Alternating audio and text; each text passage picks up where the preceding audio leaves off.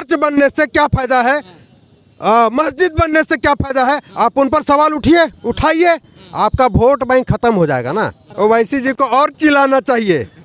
तुम चिल्लाते हो तो हम हिंदू जगते हैं, तुम चिल्लाओ और भौंको, है ना, तभी हिंदू जगेंगे। ये प्रभु श्री राम का जो मंदिर का निर्माण हो रहा है, ये हमारा विरासत है, इस पर गर्व करना चाहिए। नमस्कार, द राष्ट्रवाद देख रहे हैं, मैं आपके साथ गौरव अवस्थी। ये जरा तस्वीर दिखाइए अयोध्या की, जहां पर पूरे देश और दुनिया की इस वक्त नज़र बनी हुई है। 22 तारीख को भगवान राम अपने भव्य ग्रह पर विराजमान होने वाले हैं और उससे पहले तमाम सारे लोग देश दुनिया से अयोध्या पर पहुंच रहे हैं। हम भी अयोध्या पर मौजूद हैं, हमारी टीम लगातार अयोध्या के लोगों से बातचीत कर रही है। ये तमाम सारे लोग अयोध्या पहुँचे हुए हैं NRC को कड़ाई से लागू कराने के लिए और हिंदू राष्ट्र की मांग के लिए। अब राम मंदिर बन गया, उसके बाद आप लोग ये आगे का और एक ले आए। क्या नाम है आपका? अजय दास सनातनी, हम हजारीबाग झारखंड से हैं। आपके चैनल के माध्यम से जो हिंदू हमें सुन रहे हैं, अगर शर्म महसूस होगा तो सेक्युलरवाद को छोड़िए, जातिवाद को छोड़िए, पहले आप हिंदू बनिए और अपने धर्म को जानिए, सनातन को जानिए, प्रभु श्री राम के बारे में पढ़िए और लज्जा आती हो तो चुल्लू भर पानी में डूब भी मरिए। अरे ऐसा क्यों कह रहे हैं, ये तो राम का देश है, यहाँ पे तो सबको मतलब कि राम राजा है, सबको पार लगाते हैं। तो आप राम राजा हैं, आपके आराध्य को अगर आपके रहते अपने ही देश में उन्हें वनवास की तरह काटना पड़े तो ये सभी के लिए, हम सभी सनातनियों के लिए शर्म का विषय है। और अभी भी लोग टीका टिप्पणी करते हैं कि जो आज भी सवाल उठा रहे हैं राम के ऊपर है कि मंदिर बनने से किसको रोजगार मिलने वाला है, मंदिर बनने वाले से गरीबों का पेट नहीं भरने वाला है। तो तुम जाहिलो, अयोध्या आकर के देखो, तुम्हें फ्री में भोजन भी मिलेगा, राम रसोई में, सीता रसोई में, और पूरा अयोध्या नगरी घूमो और देखो कि प्रभु श्री राम का मंदिर बनने से यहाँ रोजगार का सृजन हो रहा है, रोजगार भी पैदा हो रहा है। छोटे छोटे दुकान खुल रहे हैं, ठेले घुमचे वाले जो है उनका रोजगार चल रहा है। आप सरयू घाट में जाकर के देखिए, नाविक भाई लोग का रोजगार चल रहा है। तो मंदिर रोजगार पैदा करता है। प्रसाद बेचने वाले हैं, हॉस्पिटल बनवा देना चाहिए, हॉस्पिटल बनवा देना चाहिए, IIT बनवा देना चाहिए, इससे क्या? अरे भैया, तुम्हारे पास पैसा है तो तुम बनवाओ ना। मंदिरों में पैसा, मंदिर बनने के लिए जो पैसा आया है वो हम सनातनियों का है। तुमने 1 रुपया नहीं दिया है, तभी तुम सवाल उठा रहे हो। अगर तुम सवाल उठा रहे हो तो तुम दिखाओ कि तुम प्रभु श्री राम का मंदिर बनने के लिए, उनका महल बनने के लिए 1 रुपया भी दिया है क्या? तो हम जितने भी हिंदू हैं, जितने भी सनातनी हैं, जो राम भक्त हैं, उन्होंने महल बनने के लिए, उनका महल बनाने के लिए हमने जो सहयोग किया है, जो सहयोग राशि दिया है, उससे उनका मंदिर ही बनेगा और उनका महल ही बनेगा। हॉस्पिटल और स्कूल बनाना है, तुम्हारे में दम है तो तुम खोलो। अच्छा, आप कह रहे हैं कि मतलब कि हमारे पैसों से मंदिर बनेगा, प्रभु राम का मंदिर बनेगा। इस राम मंदिर बनने से बहुत लोग जो सवाल उठा रहे हैं, क्या फायदा है राम मंदिर बनने से? तो वो जो पूछ रहे हैं, वो चर्च पर क्यों नहीं सवाल उठाते हैं? वो मस्जिदों पर सवाल क्यों नहीं उठाते हैं? उन्हें भी उठाने चाहिए ना। चर्च बनने से क्या फायदा है, मस्जिद बनने से क्या फायदा है, आप उन पर सवाल उठाइए, आपका वोट बैंक खत्म हो जाएगा ना। आप उनको खुश करने के लिए प्रभु श्री राम पर आप सवाल उठाते हैं, उनके मंदिरों पर सवाल उठाते हैं। आप कभी उनके मस्जिदों पर सवाल उठाइए, चर्च पर सवाल उठाइए। लगता है क्या वोट बैंक की आज भी पॉलिटिक्स की जा रही है, मतलब कि हिंदुओं को, सनातनियों को एक तरीके से बेवकूफ़ बनाया जा रहा है? अरे सनातनियों को तो हजारों साल से बेवकूफ़ बना रहे लोग, लाचार है।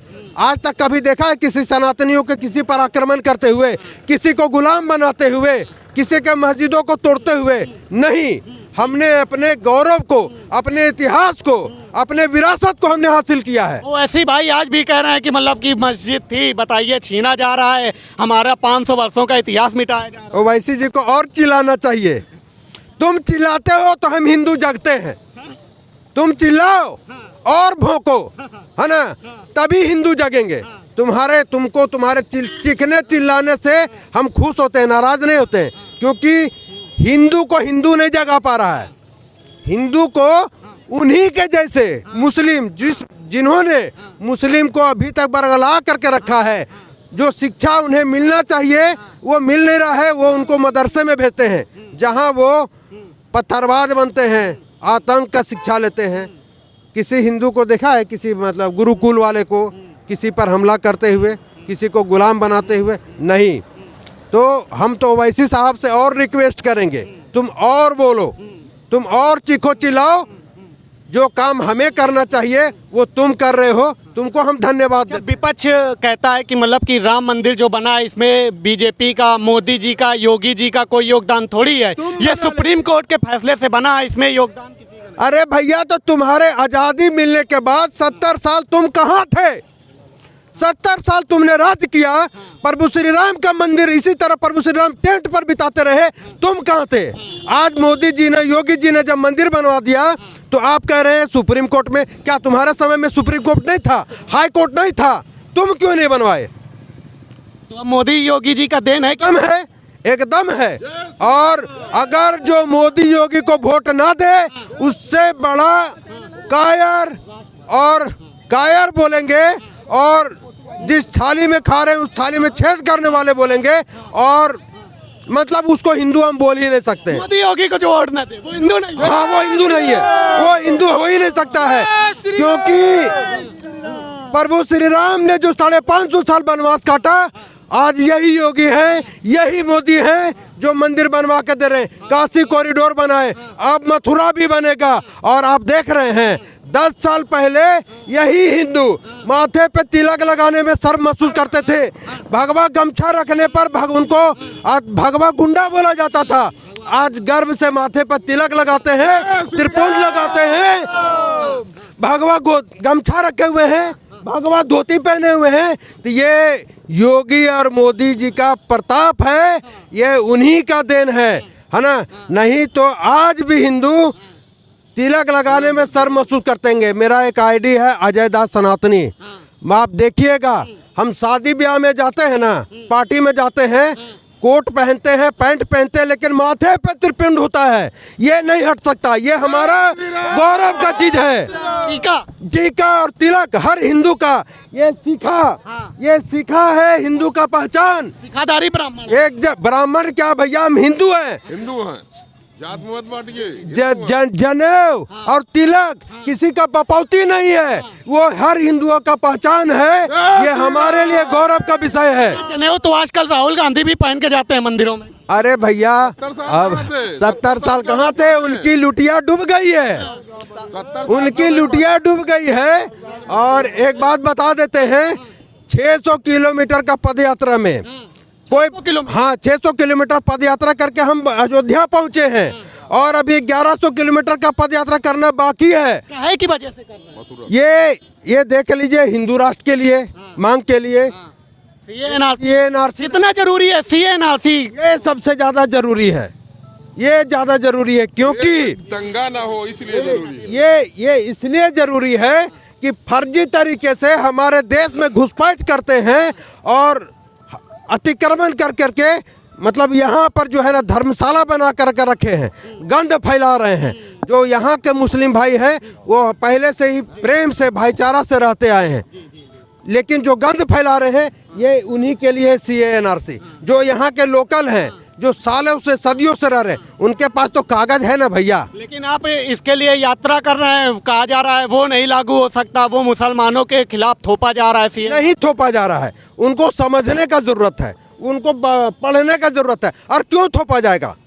कागज हमें भी दिखाना पड़ेगा, हम हिंदू है ना, ये लागू होता है तो कागज हमें भी दिखाना पड़ेगा। और हम यहाँ के बासिंदा हैं तो क्यों न दिखाएं कागज, हम दिखाएंगे कागज। अच्छा, अयोध्या पहले इससे कभी आए कि पहली बार? हम पहली बार आ रहे हैं। पहली बार। इससे पहले मतलब अयोध्या के बारे में आज देखा, कैसा महसूस हो रहा है? मतलब आप कभी ताजमहल गए हैं देखने?